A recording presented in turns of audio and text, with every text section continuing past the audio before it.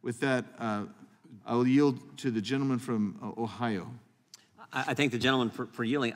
Again, just remember, this is simply a reporting amendment. There's all kinds of reporting in the legislation. And don't forget, the catalyst for all this had some reporting in it. The initial School Boards Association letter cited 24 incidents where they said these are the 24 examples that they had in their letter that went to the Attorney General, and he said was the basis for his memorandum setting this whole process in motion.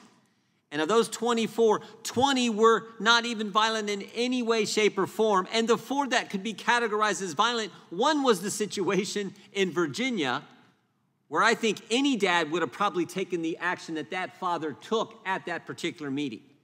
So there was reporting there that was way out of line for what the Justice Department is now undertaking and what they're doing. So we're simply saying on the other end, what's happening now? Remember, in the reporting in that initial letter, the School Board Association has since apologized for the letter. And that's what started it all. So the gentleman from North Carolina has a simple amendment. Tell us what's going on. Where is this designation, this label, this threat tag? Who's it being assigned to? How's it being done? We want to know, because we know what started it all was not presented in an accurate fashion whatsoever.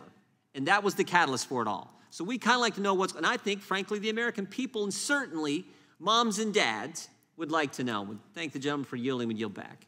Thank you. Now yield to the gentleman from North Carolina. I thank the gentleman from Arizona, and to a couple points. Again, question is, what is the objection to letting this be disclosed? Even the details of how this is being used.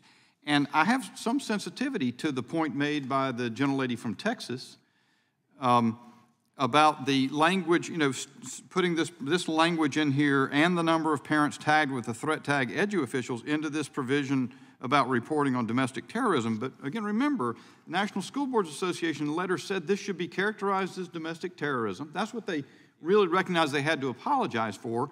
And of course, what we're talking about is a tag that is used in a counterterrorism database by the Counterterrorism Division of the FBI. I don't know where else you would put it other than asking for reporting about incidents of domestic terrorism that are being investigated or recorded by the FBI. Hence, makes all the sense in the world to me. Again, I'm perfectly glad to accept alternative ways to express it, but I don't want to let the issue go and not be addressed at all. Hence, I'm not willing to withdraw the amendment, and I yield back. The gentleman yields back. For what purpose is the gentleman from... I have a unanimous consent, if I could, please. Just 2. Gentleman will... Just 2 for a change, Mr. Chairman.